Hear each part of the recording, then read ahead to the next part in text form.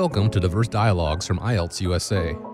Each episode of our podcast draws together a diverse range of voices, including educators, administrators, students, and everyone in between, to explore topics vital to international education. Listen as these different perspectives build compelling, multifaceted dialogues around today's most pressing higher education themes. One quick programming note, the views and opinions expressed in this podcast are solely those of the guests on the podcast. These views and opinions do not necessarily represent those of IELTS USA. In this episode, we'll be exploring a sense of belonging at U.S. institutions. Let's meet our guests. My name is Joanne Hartman. I'm the Senior Director for International Enrollment Management, International Student Scholar Services, and Volunteer Engagement at NAFSA, Association of International Educators. My name is Jessica Sandberg, and I work for Duke Kunshan University. Duke Kunshan University is a partner institution founded by Duke University and Wuhan University. My role is the Dean of International Enrollment, so that role consists of managing all facets of enrollment for international students, including recruitment, marketing, financial aid, selection, and so forth. My name is Istiar Chowdhury. I work at Trinity College as Senior Associate Director of Admissions.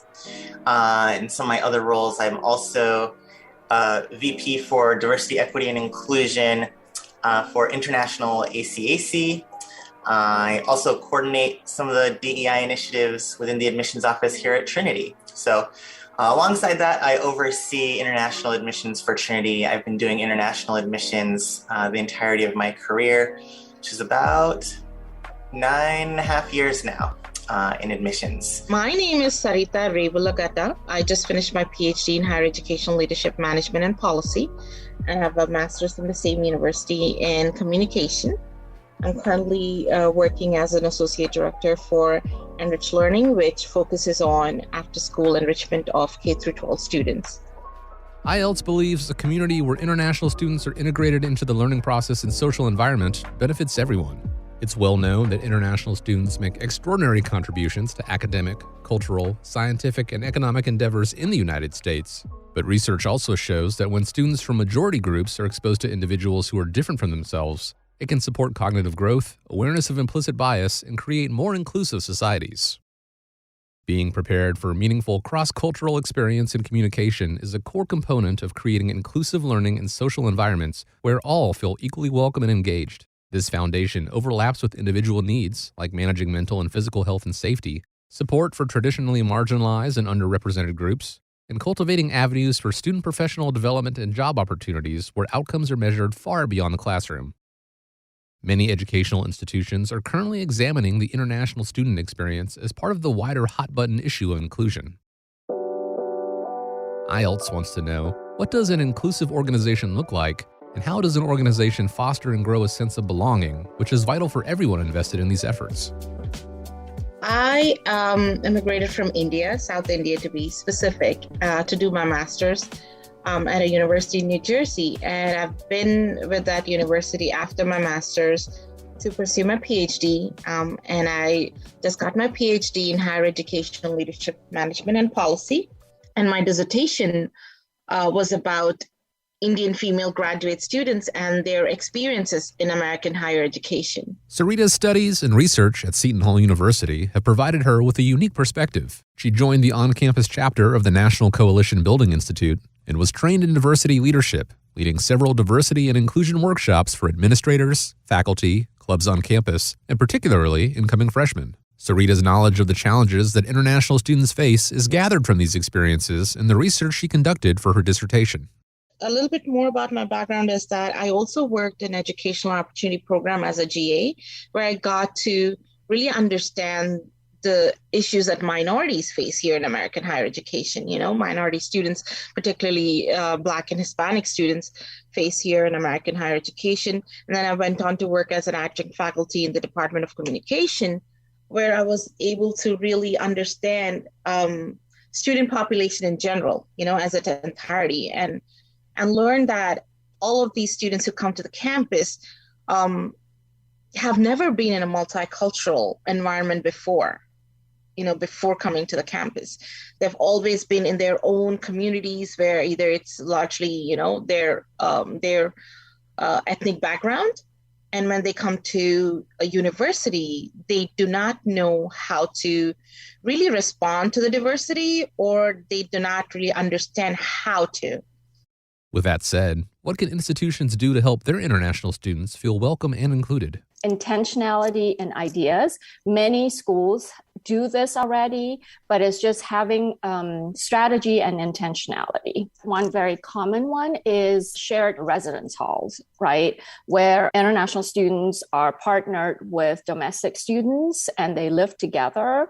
There are some special institutions, not special institutions, but institutions that run these special co-programs where it's a living and learning community, for example. There's intentionality built into the activities for that week, but also it bleeds into the classroom, if you will, that they are enrolled in, let's say, an intercultural communication course together with international students, or programs where tutoring centers hire international students who are native speakers of French, German, Chinese, whatever it is, right? So that tutoring happens for the students who need it, and friendships occur that way, discussions occur that way. So, and again, strategy and intentionality.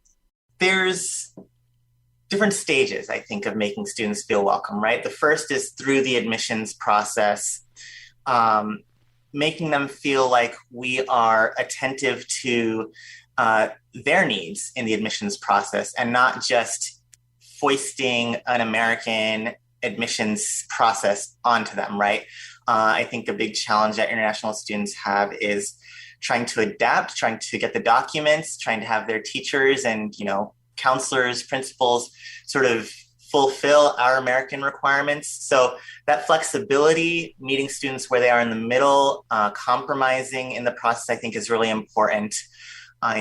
Compromising with the student to make the process accessible for them. And so starting from the admissions process, once students actually get to campus, I strive to sort of engage with students throughout the semester, being present, being present to appreciate the contributions and all that the international students are doing on campus, I think goes a very long way, because I found our international students tend to be some of the most proactive students in terms of organizing events. They want to share their culture. They want to learn about others. Many of them take diversity to heart. They see themselves as contributing, but also learning very actively. So being present and being there to help them with that, to see what they have to share, I think goes a long way as well, not just disconnecting with them once the admissions process is over. Let's bring Jessica into this conversation. In addition to being the Dean of International Enrollment at your university, what else is it that you do? I also work in a volunteer capacity as the chair for the International Enrollment Knowledge Community for NAFSA, which is a large member organization for international education professionals. And part of my background is having led the national campaign for U.S. higher education called You Are Welcome Here, which is a marketing program designed to kind of roll out the welcome mat for international students coming to the United States. And also there's an associated scholarship program that has hundreds of participating universities. So that's what brings me to the table today. Tell us about your You Are Welcome Here campaign. Yeah, so the campaign was started in 2016, really in response to some of the negative rhetoric that was coming out of official microphones in the United States in terms of kind of anti-immigration sentiment. And so across higher education, those of us that are responsible for bringing international students to the United States were increasingly needing to respond to questions about how welcoming our campuses would be. And so there was a little grassroots campaign that bubbled up. A group of universities got together and used the tagline, "You Are Welcome Here." And from there, in my capacity, I was working for Temple University at the time.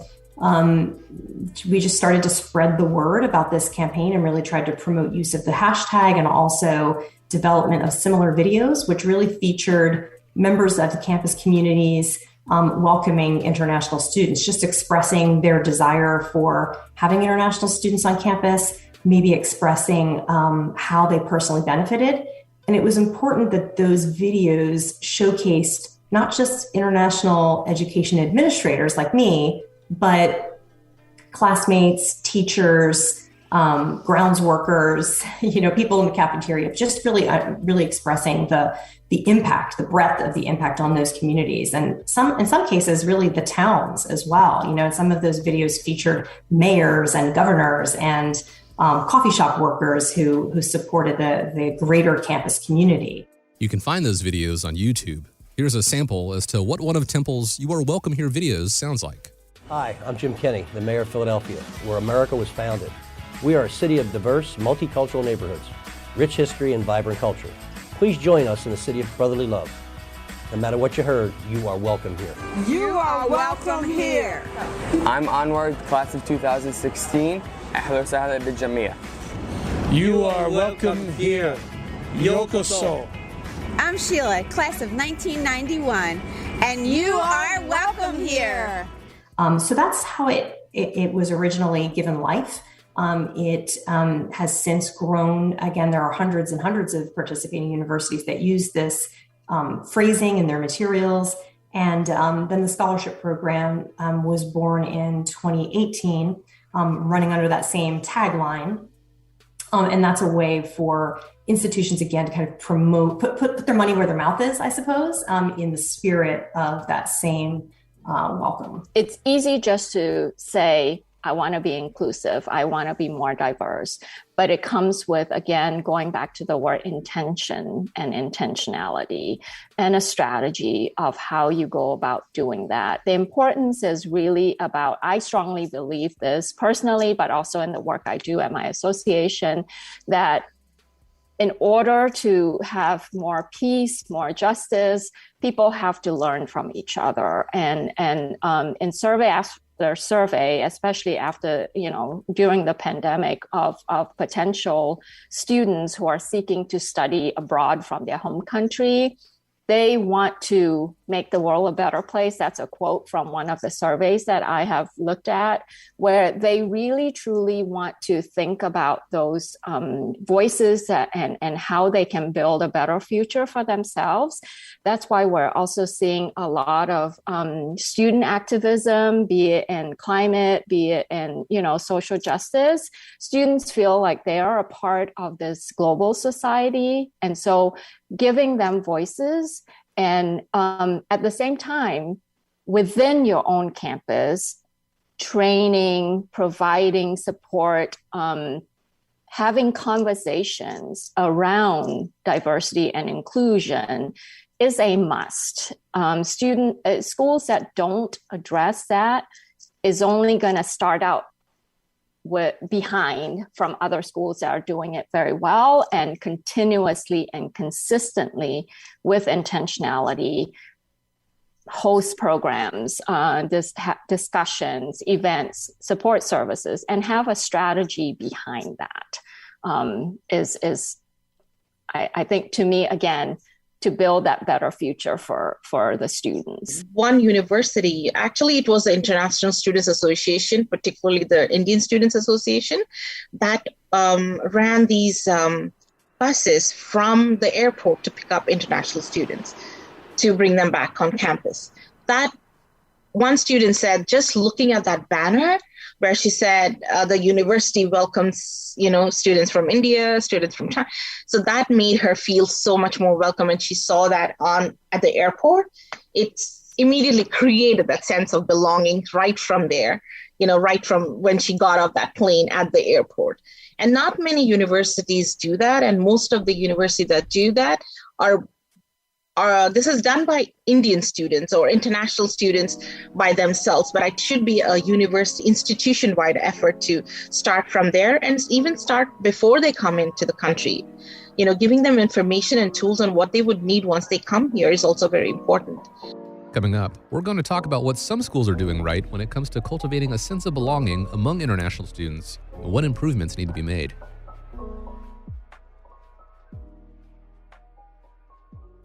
Vibrant discussion in a lecture hall, a meeting room, or a coffee shop is an incredibly important element in our lives, whether that be in an academic, work, or social setting. IELTS is the only language assessment that realistically evaluates a person's speaking ability. Trust IELTS when you need to know for sure. Find out more at IELTS.org/USA. We're back with our panel exploring a sense of belonging at U.S. institutions. Let's look at some examples of how some institutions are succeeding at building inclusiveness and cultivating a meaningful cross-cultural experience on campus. I think where Trinity excels as a small liberal arts institution is more of the individualized one-on-one type of interactions and relationships that international students can build. And so I've seen some fantastic relationships grow out of research that students are doing. And, coming to study human rights, which is a major at Trinity, and examining that through a lens that they might not have thought about before, might not be able to do, in their home country, depending on the political climate. They're able to do that. But I think, build some real relationships and also immerse themselves in society and politics here in America if they're trying to get a taste of that. Yeah, good point. And Jessica, you've had some experience with sports being used as a way to help make international students feel more welcome and included on campus. Tell us about it. One of the things that's important on so many college campuses is sports, right? Whether it's football or basketball, that's a central organizing principle, right? It's core to a university's identity. It's a big part of the social scene on campus. And so this is really part of the fabric of institutional culture. If you're an international student coming onto that campus and you don't know a thing about football, American football, you're really blocked out of a big part of the institution. And so I think, something that we developed when I was at Temple University was not during the first week when there's so much coming at the students, but in the first month or so, the football coach who's, this is a Division I school, right? So this is a big team with a lot of sort of famous players, but a handful of the football players and the coach would open up the football field to international students for like a private session, and they teach them the rules of the game, let them try on the equipment, let them run around the field, show them some clips of games. And then they'd also have like the spirit squad come out and teach them how to chant, what the fight song is, how to jeer at the opposing team during a game, what face painting entails. And I feel like just that little introduction and that spirit of welcome in that way gave the students the keys to participate in something that is really a time-honored tradition. And we usually they ended it by giving them some free tickets so they could then go to the next game and have a seat and participate. And I think little moments like that are really important in getting outside of just the classroom adaptations. How do we get a student ready, making sure their English is good enough for class, and those time management skills, the essay writing skills, all well and good. But if you want a student to thrive, I think you have to think about what's happening outside of the class and how you can facilitate that integration. So the schools that have been successful are the ones who are in constant communication with the students and meeting the student needs. They're listening, they're understanding, they have a good understanding of who their students are and what the students are seeking, right? Those are the successful ones. And adapting, tweaking if they already have programs, but they constantly are in communication with the students to know what's on the ground.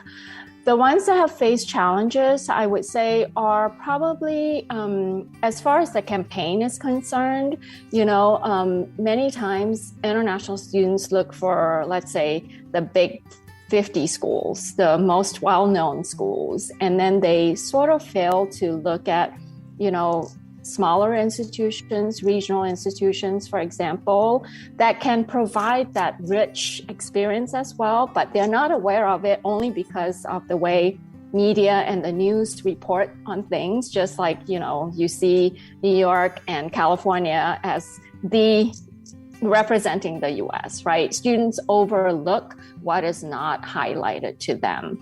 But once they meet, let's say a recruiter from a regional institution, and that rapport and relationship begins, that makes the difference, right? The people-to-people connection and interaction, what makes them feel good and welcomed and safe, and their information gathering is met with responses and support. I think that's what's making the difference in terms of what's successful and what the challenges are. And now we need to look at the other side of this issue. We need to discuss some improvements that can be made to help international students feel like an integrated part of their community. There also should be some concrete efforts or programs that can address the issues that the international students face. For example, when I came in here, I did not have a social security number. I did not even know what a social security number was. To apply for a social security number, I needed to go to this SSN office that, they say, but transportation is a big issue for international students who come here. They don't own a car. They don't have a driver's license.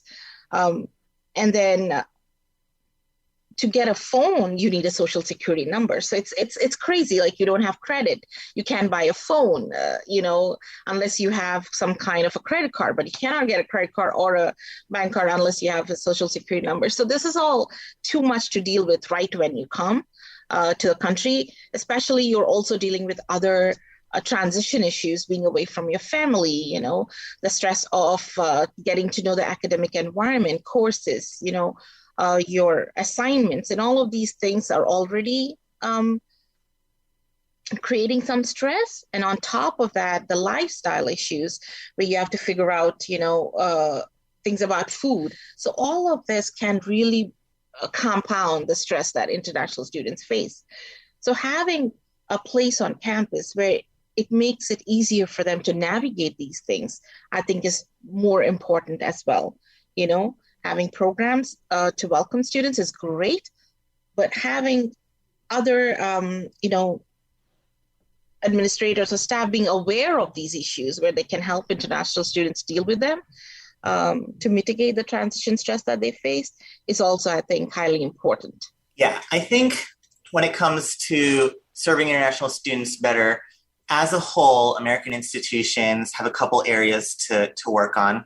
One is transparency, communication, process, right? Making sure students have a clear understanding of their chances of admission, of what the process is to advocate for themselves, and then making sure, whoever they reach out to, gives them a good vibe, gives them a welcoming vibe, is able to engage with them and doesn't make them feel like an afterthought or a burden, even in some cases.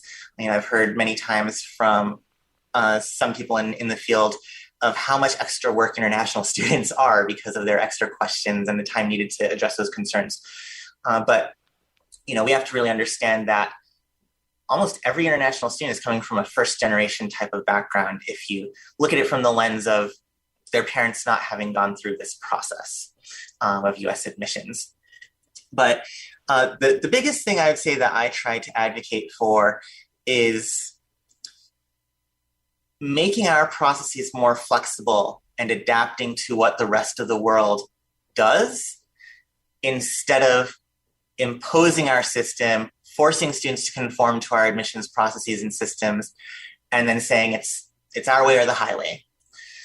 There are many schools that have recognized they have to do things a certain way for their students to have the best chances of admission at a US institution. There's been a legacy of expatriate schools, expat schools, international schools that, follow the Western or American tradition of whether it's preparing transcripts, recommendations, preparing students for that admission process. But at the end of the day, that's truly the minority of international students. And I think we're missing huge swaths of students that can't tap into a US college experience simply because their school, their preparation, just isn't tailored to our process, even though they're still very qualified. So we need to adapt. We need to become more flexible. We can have an American-centric education offering, but our process needs to shift away from trying to force every high school and every student to have an American-centric high school experience and preparation. I think one more thing I would mention that often gets missed is it's all well and good to talk about integration and support and messaging and programming and social experiences. But at the end of the day, the biggest barrier for international students coming to our institutions is financial. And so I think that we need to, as an industry, think about how we address that. If we want to truly have a diverse community and we want to make opportunities for people, then we have to think about the financial barriers. And I think about this in a couple of ways. I think there are three areas that are worth exploring. One of them is the most traditional, which is financial aid. So there are ways, not all institutions offer it, but there are ways to evaluate students' financial situation and to use our funding, if we have it, to support those students and bring them to our campuses. The second way, and I think this has gotten much more traction with the pandemic, is the availability of emergency funding and thinking carefully about how international students in particular have needs that are emergency related. So with the pandemic, I think a lot of these funds have been developed, and hopefully they'll stick around because international students do have unique problems and costs associated with their immigration status. Oftentimes, being stranded, getting stuck over the holidays if they can't travel, currency fluctuations, all manner of things that can be a barrier for them. Their inability to work off campus is often another piece of it that is just different than the opportunities that domestic students have. So thinking about how we can support them after they've arrived, making sure that we have that flexibility. And then the last piece that I think is something to explore is that most institutions have made their programming virtual at some point for some length of time in the last 2 years. And I think that having done that, it also offers us an opportunity to think about access for students that cannot get to our campuses. And that is often because of cost. It's not just the cost of tuition, it's the cost of travel, it's housing, it's food. It's enormously expensive to live abroad. Sometimes there are other barriers, that are family related or personal related for students. So I think there's an opportunity to reach students that we've not reached before through virtual programming. And maybe these happen in parallel with our campus-based programs. And we need to think about what the cost and access is going to be for international students in those ways. But I think that now that we've done it, similar to the test optional thing, now that we've done it, we've solved that problem. How can we repurpose it to support some of these goals that we've had for so long? Before we wrap up for today, I want to ask the panel, what recommendations do you have for the powers that be? Invest in current student support resources. And that stems from sort of a business model that's developed in higher education in the US, where I think there are tons of opportunities being given to students that are of high financial need coming from outside the United States. That's sort of one of the strengths of US higher ed. As for all our shortcomings, students continue to apply to the US because I think we compete when it comes to giving scholarships and financial aid to international students. But there's the other side of it as well, where institutions in some cases have even become dependent on revenue from international students and sort of the higher socioeconomic band of international students that are able to join us. If you start seeing that there's happiness, satisfaction, I mean, that sounds kitschy to say happiness, but I think that if you see that rapport being built and that diversity and inclusion is not an afterthought, but that it is front and center in everything you plan, I think that's part of the success story, that you're able to front and center without any afterthought or say, oh, we forgot about that. what do we do about that? Or that it's added as a side piece to something you're doing, but that it is at the heart of every planning, every discussion, every activity that you engage with students on. That's, I think, success, that you've come a long way to talk about the topic of diversity and inclusion. If administrators and faculty are aware of this, maybe there would be more programs to help them understand and come up with efforts to really help international students, because they are a huge population on campus. It is being increased. The numbers are continually increasing every year, especially from, the Asian countries. And America is an excellent place, and a place that is number one in terms of all the international students want to come to America to study. Their programs, their universities have such a great reputation, around the world. And administrators can capitalize on that, provided if they do a little bit more in trying to create programs that can help these international students, integrate into the community more. And really, I think it's good for everybody. It's going to enrich the campus environment. It's going to create a more multiculturally competent, students when they graduate, so they can actually work in a diverse environment.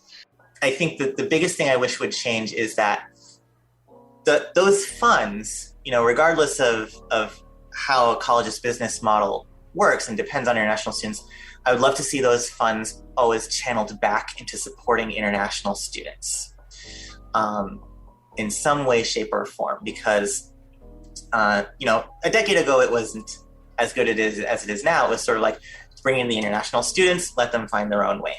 It's obviously improved. I think leaders have realized that you need to reinvest in those different kinds of supports if you're going to have good retention, if these students are going to thrive, if they're going to feel welcome and included. But it's not a one model fits all. And I think there's a misperception that something I mentioned earlier, international student equals more work, when it really is a calculus of, international students just require different work. Thank you for listening to Diverse Dialogues from IELTS USA. Find out more at IELTS.org/USA.